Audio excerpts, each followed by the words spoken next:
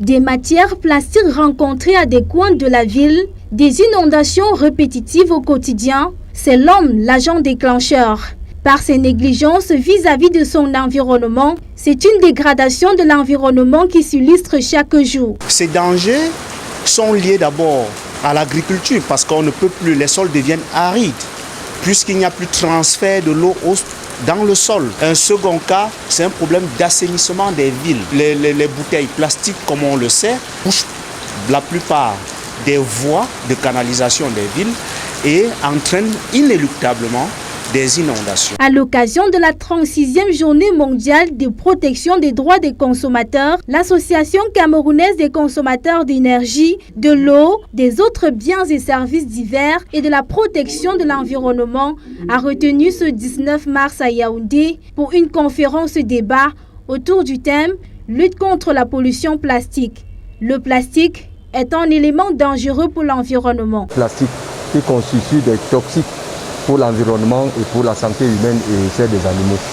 Donc c'est une grande première. Donc voici seulement le début à l'occasion de la fête du consommateur. Sauvegarder un environnement sain, c'est l'une des principales missions de cette association défenseuse des droits des consommateurs. Des projections présentées pour démontrer les effets négatifs du plastique au sein de l'environnement. La CPAE, assistée du ministère de l'Environnement, de la Protection de la Nature et du Développement durable, cherche à sensibiliser les hommes sur l'utilisation des déchets plastiques. Le ministère de l'Environnement a eu à s'engager dans un système de sensibilisation qui a commencé par les textes législatifs.